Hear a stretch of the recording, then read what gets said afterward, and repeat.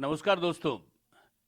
देखिए, वैसे तो भैया जी मीडिया चैनल के ऊपर आप लोग देखते रहते हैं हमेशा उन शख्स को जिनकी कुछ खास पहचान होती है, लेकिन आज हमारे साथ एक ऐसे शख्स है जो राजस्थान की राजनीति का एक पावर सेंटर है। पावर सेंटर भी ऐसा जो न्यूक्लियर जैसा है। और इसलिए मैं ये सारी बात कह रहा हूं कि राजनीति घूमती है उस व्यक्ति के आगे पीछे, और वो व्यक्ति राजनीति को सिद्धांतों से कभी समझौता नहीं करता। सत्य है, चाहे सत्ता उनकी है, चाहे वो विपक्ष में है, लेकिन बात हमेशा वो जनता के हितों की करते हैं। उसके लिए उनको चाहे कितनी भी कुर्बानी देनी पड़ी हो, हमेशा देते आए हैं। संघर्ष के साथ में दोस्ती हमेशा रखी है, प्यार मोहब्बत हमेशा जो रहा, वो संघर्षों के साथ में रहा है। सरकार जिसकी रही है उसके खिलाफ धरने प्रदर्शन आंदोलन करके रिजल्ट को जनता के फेवर में ले जाने वाला शख्स कोई है तो राजस्थान का एक शख्स है जिसको 3 नामों से खास तौर पर जाना जाता है। जिस व्यक्ति ने अपनी जिंदगी शुरू की किरोड़ी के नाम से, और फिर बाद में डॉक्टर किरोड़ी बने, और बाद में आजकल बाबा किरोड़ी के नाम से मशहूर है। जहां भी जाते हैं बाबा किरोड़ी का अपना एक किस्सा है। आइए मुलाकात करिए एक उस खास शख्स से जो बात भी मीठी करता है और कहता है जब संघर्ष की बात कर रहा है तो डंके की चोट पर करता है, और सड़क के बीच में करता है, सत्ता से लेकर संगठन तक अपनी बात कहने में संकोच नहीं करता। आइए मुलाकात करिए। और आप भी, यदि आपके सवाल है तो निश्चित रूप से आप हमें भेज सकते हैं, उनके जवाब भी हम बाबा किरोड़ी से आपको जरूर दिलवाएंगे। डॉक्टर साहब, आपका बहुत बहुत स्वागत है भाईजी डिजिटल मीडिया चैनल। डॉक्टर साहब, आपके अलग अलग रूप रहे हैं हमेशा। सीमेंट फैक्ट्री से आपकी जिंदगी की शुरुआत हुई, रेल की पटरियों से आपका जीवन चला, और अब रेल की पटरियों के साथ साथ आपका जीवन इसी तरीके से चलता जा रहा है कि जहां हर बार कुछ गति आती है फिर वापस एक स्टेशन आ जाता है। ये वास्तव में हो क्या रहा है आपके साथ में? देखो, कुछ नहीं हो रहा। हमारी एक विचारधारा है राष्ट्रवाद की, उसमें मोदी जी की अगुवाई में हम उसको मजबूत करने लगे हुए हैं। और विश्व पटल पर भारत की धाक जमी है 10 साल में, इसमें इसको कोई नहीं नकार सकता। निश्चित रूप से मोदी जी वाला जो विषय कह रहे हैं उसमें धाक जमी है। हिंदुस्तान ने बहुत आगे कदम बढ़ा लिए हैं, लेकिन राजस्थान के अंदर जो स्थितियां चल रही है, जिन मुद्दों को लेकर सरकार भारतीय जनता पार्टी की बनी, उसमें गति नहीं होने से आम व्यक्ति के अंदर थोड़ा सा एक रोष सा उत्पन्न हो रहा है, जिसकी तस्वीर किरोड़ी के देखो, चेहरे पे हमेशा नजर आती आम है। आम व्यक्ति ये सोचता है कि पिछले राज में जो भ्रष्टाचार के, पेपर लीक के, सनातन धर्म के, विकास के सभी मामलों में जो गड़बड़ हुई, भ्रष्टाचार हुआ, उस आशा के साथ हमको वोट भी दिए, तो हमारी सरकार आई, उसमें सख्त और पुख्ता कार्रवाई होनी चाहिए। हमारी सरकार आने के बाद 50 थानेदार जेल के शिक्षकों में, इसके लिए मना नहीं किया जा सकता। हम इसके लिए मुख्यमंत्री जी को बहुत बहुत धन्यवाद देना चाहते हैं। लेकिन जो मगरमच्छ है वो पकड़ में आने चाहिए। बराबर आग्रह मैं मुख्यमंत्री जी से कर रहा हूँ। जो पॉलिटिकल सिस्टम है जिसने करप्शन में को पनपाया है, उनके वहाँ तक पहुँचना चाहिए। ये जो आपने बात कही है, और यही बात कांग्रेस पार्टी भी कह रही है। गोविंद सिंह डोटासरा जो इनके प्रदेश अध्यक्ष, वो भी कहते हैं कि मगरमच्छों को पकड़े बिना आप जड़ से खत्म नहीं कर सकते। वो मगरमच्छ आखिर है कौन? वो तो जांच एजेंसी बता सकती है। और एसओजी इस राज्य में बड़ी ढंग से काम कर रही है, उनकी जानकारी में मैंने भी डाल दिया है। और मेरे को भरोसा है कि चाहे कोई कितना ही बड़ा आदमी हो, पेपर लीक का मामला हो, चाहे जल जीवन मिशन का घोटाला हो, और बाकी के जो घोटाले दर्जनों मैंने खोले थे, उनमें कार्रवाई हो जाने की आशा है। राजस्थान में विधानसभा में 200 विधायक रहते हैं, और सत्ता पक्ष के लिए 100+ आते ही सत्ता बन जाती है, किसी भी दल की हो। लेकिन ये सारे एविडेंस किरोड़ी के पास ही कैसे आते हैं? जनता को विश्वास है, भरोसा है कि इनको हम कोई सूचना देंगे, कोई जानकारी देंगे, कोई पेपर देंगे तो मैनेज नहीं होंगे, और मामले को आखिर तक ले जाएंगे, उसमें कुछ रिजल्ट दिलाएंगे। तो जनता का भरोसा जीत रखा है मैंने, इसलिए मेरे पास ज़्यादा से ज़्यादा मसाला आ जाता है। आपने अभी एक बात कही थी कि राजस्थान के अंदर अवैध रूप से बजरी खनन किया जा रहा है, जिसको रोकने के लिए बहुत सख्त आवश्यकता है, और वो रुक नहीं पा रहा है। और आपने एक फिगर भी दिया था, तकरीबन 7 करोड़ रुपए का अवैध खनन बजरी का हो रहा है।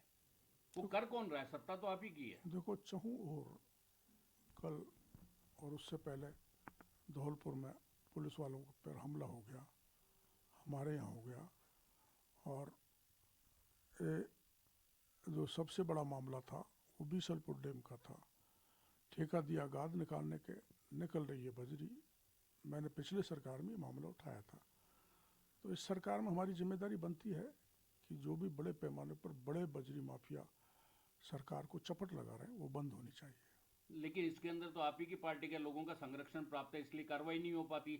और जब भी किरोड़ी लाल मीणा इस तरीके के गलत कामों की आवाज उठाता है तो फिर किरोड़ी की तरफ आंखें टेर ली जाती हैं। अब चलता रहता है, हमारे भी आंतरिक लोकतंत्र है, डेमोक्रेसी है पार्टी में। तो हमारी जिम्मेदारी बनती है कि उचित स्थान पर उचित व्यक्ति को जानकारी देनी चाहिए। मैं दे रहा हूँ और देता रहूँगा। अभी आपको एक नोटिस मिला, प्यार मोहब्बत का पत्र मिला और उसका जवाब आपने 5 पन्नों के अंदर दिया और उसकी कॉपी आपने जेपी नड्डा साहब को भी भेजी और अब मिलने का समय भी मांगा है। समय देगा तो मिलूँगा, देंगे तो, और उनको जानकारी देंगे। नोटिस दिया, वो उन्होंने समझा बयान अनुशासनहीनता का है, लेकिन वो भ्रष्टाचार को खोलना और पार्टी में कोई गड़बड़ हो रहा है उसको बताना मेरी समझ में किसी भी तरह से पार्टी की छवि को धूमिल नहीं करता है। लेकिन ऐसा नोटिस मिला है, मैंने उसका जवाब दे दिया। और मैं तो ये मान के चलता हूँ कि इस ढंग से अगर मेरे को बुला के बात करके पूछ लेते तो नोटिस देने की आवश्यकता नहीं थी। इससे मैं अपने आप को ठगा हुआ और अपमानित सा महसूस कर रहा हूँ। आपने इतने समय तक पार्टी की सेवा की है, राष्ट्रीय स्वयंसेवक संघ के कार्यकर्ता रहे हैं, पार्टी को उन क्षेत्रों के अंदर जमाने का काम किया जहां भारतीय जनता पार्टी का कोई झंडा उठाने वाला भी नहीं मिलता था। इतना कुछ होने के बावजूद भी आपके साथ में इन्होंने बात करना उचित क्यों नहीं समझा और सीधे तौर पे एक लेटर भेजकर क्या संदेश देने की कोशिश की? वो तो आप उन्हीं से पूछें, लेकिन मैंने पार्टी का जनाधार बढ़ाया है और आगे भी बढ़ाता रहूँगा। सुना था कि आपका एनकाउंटर करने की कोशिश भी हुई। हाँ, ये मुख्यमंत्री शिवचंद्र माथुर जी के समय का मामला है, जब सीमेंट फैक्ट्री के और मंडार में गोलीकांड हुआ था, जिसमें भैरव सिंह जी ने मेरे को इनपुट दिया था और बुला के कहा था कि ये सीधे आदेश है सरकार के मुखिया के कि अब किसी आंदोलन में आए तो इनको गोली से उड़ा दो, आपका इनकाउंटर हो सकता है। डीआईजी अरुण दुग्गड़ को बुलाया उन्होंने और भैरव सिंह जी ने मेरे सामने उनको कहा कि अगर इस ढंग का पाप हो गया तो तुम झेल नहीं पाओगे। और मैंने भैरव सिंह जी से कहा मृत्यु तो कभी भी आ सकती है, काट सत्य है, मैं रुक नहीं सकता, जनता की सेवा करूंगा और आंदोलन करता रहूंगा, जो बराबर अब भी कर रहा हूँ।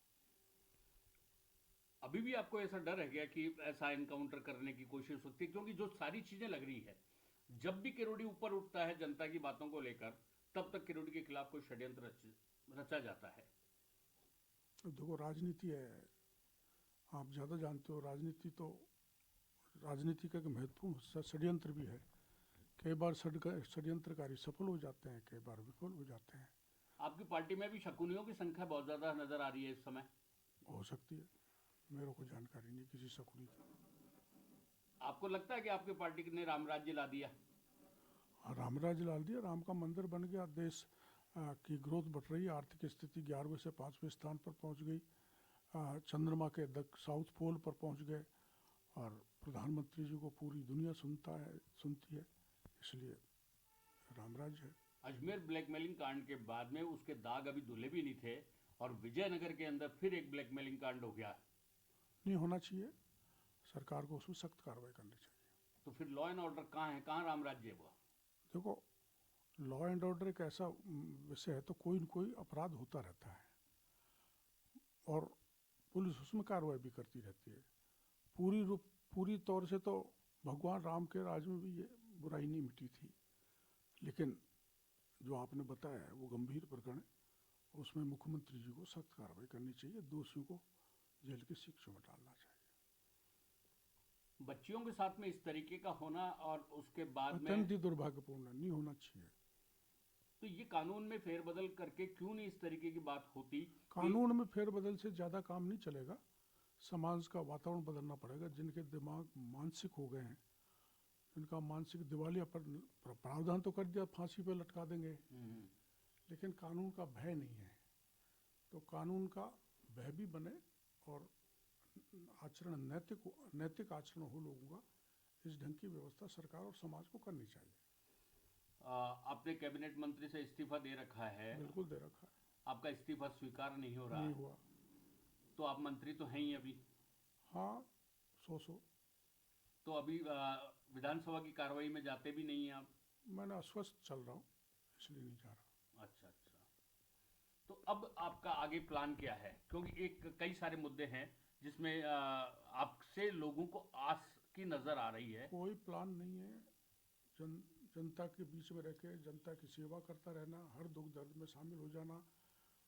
अगर कोई कष्ट है, कोई मुसीबत है, तो उसको सरकार तक पहुंचाना और उसका समाधान कराना।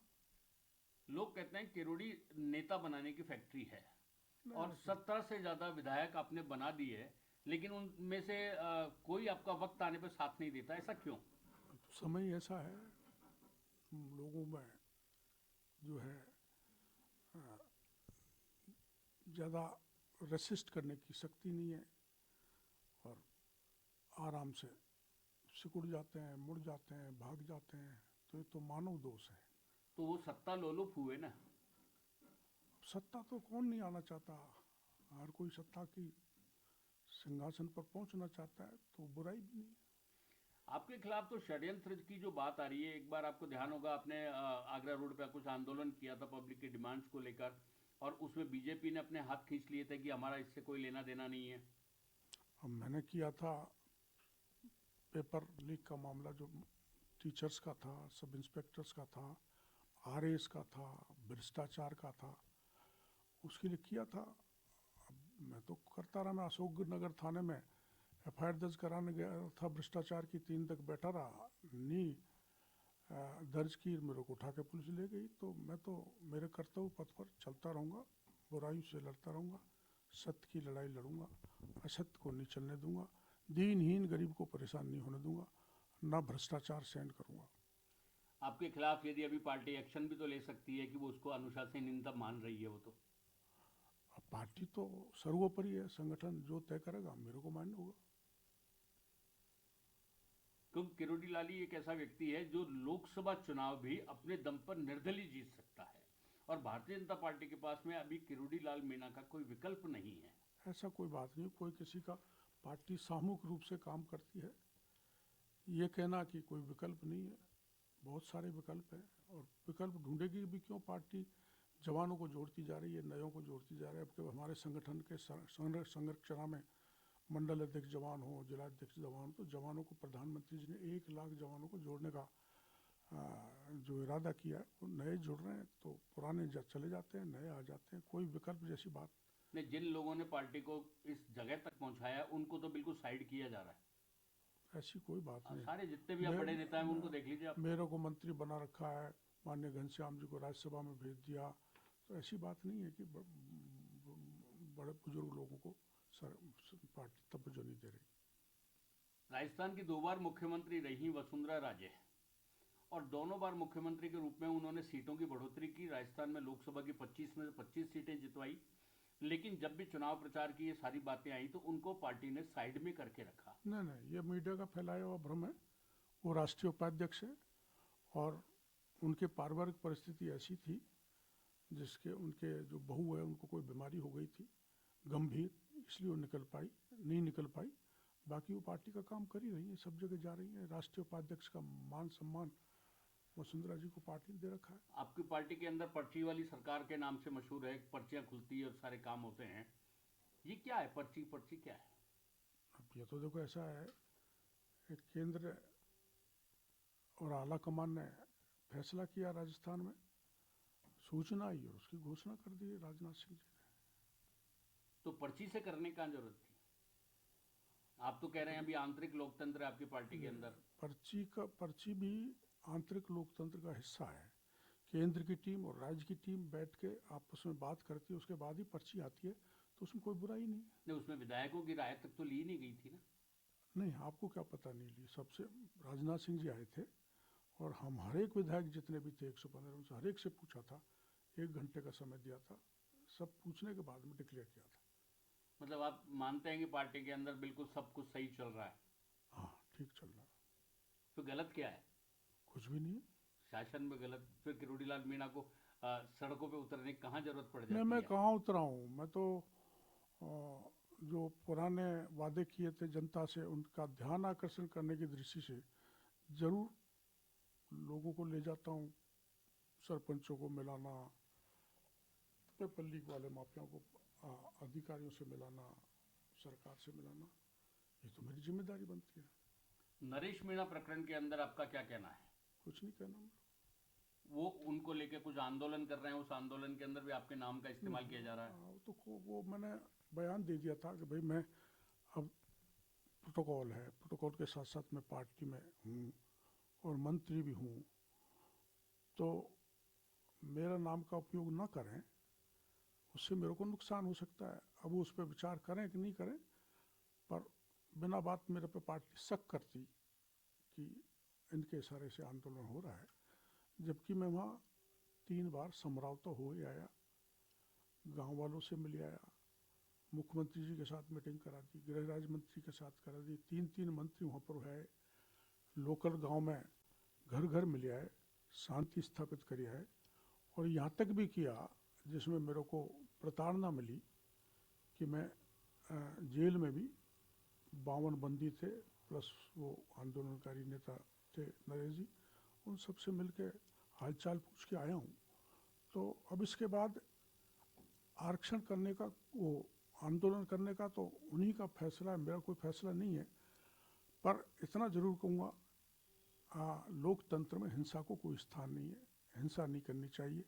शांतिपूर्ण तरीके से, अहिंसात्मक तरीके से, लोकतांत्रिक तरीके से गांधी जी ने हमारा देश को आज़ाद करा दिया, तो उस ढंग से आंदोलन करने का हर एक का अधिकार है, लेकिन मैं उसके पीछे नहीं हूँ, ये पक्की बात है। नरेश मीणा तो आप ही का चेला हुआ करता था। अब तो छात्र जीवन में, जब मैं 85 में MP बना था, 89 में तो मेरे संपर्क में आए थे, छात्र राजनीति में मैं उनको सहयोग करता रहता था। लेकिन आपका चेला ट्रैक कैसे बदल दे? मैंने कोशिश की वो पार्टी से जुड़ा भी हो, वसुंधरा जी से जुड़ा, और वसुंधरा जी से कोई टिकट चाहते थे, वसुंधरा जी ने टिकट नहीं दिया, तो उनको छोड़ के गहलोत साहब के पास पहुंच गए, शायद वहाँ भी व्यवस्था नहीं बैठी, तो पायलट साहब के पास पहुंच गए, और मेरे पास भी आ गए थे, 2 साल रहे थे, और अब प्रहलाद गुंजल जी के साथ वो अपना आंदोलन कर रहे हैं। तो व्यक्ति को जब फायदा होता है वहाँ जाता है, वो अपना फायदा देखे वहाँ गए, मेरी शुभकामनाएं उनके लिए। आपने एक सभा में कहा था कि सरकार उनके फोन टेप करा रही है और उनकी जासूसी कर रही है, उसका जवाब दे दिया मैंने संगठन को। तो करा रही है या नहीं करा रही? मैं जवाब दे चुका हूँ, अब इसका जवाब मैंने सुना है मुख्यमंत्री जी सदन में देंगे, उससे पहले मेरा बोलना ठीक नहीं। बेबाक बातों के लिए जाने जाने वाले डॉक्टर किरोड़ीलाल मीणा ने जहाँ तक संभव हुआ सीधे तौर पे बात करने की कोशिश की, जहाँ संगठन की बात आई वहाँ घुमाने का भी कोशिश करी, और एक तरीके से उन शब्दों का भी इस्तेमाल किया जिससे पूरी तरीके से सारी चीज़ को क्लियर हो जाए, समझ में आ जाए। तो यही है किरोड़ी, क्योंकि जो करना है वो करेंगे, और उन्होंने साफ तौर पर ऐलान कर दिया यदि गलत होगा तो उसके लिए वो अब भी कभी कदम पीछे नहीं हटाएंगे, चाहे उसके लिए उन्हें कितना भी संघर्ष करना क्यों ना पड़े। आप बने रहिए हमारे साथ, हम आपको यूं ही फिर डॉक्टर किरोड़ीलाल मीणा जब कुछ हंगामा और कुछ नया करेंगे जिससे फिर सत्ता और संगठन के अंदर फिर एक चिंगारी सी आएगी, तब आपके साथ में फिर लेकर आएंगे डॉक्टर किरोड़ीलाल मीणा को। तब तक के लिए दीजिए मुझे इजाज़त, नमस्कार।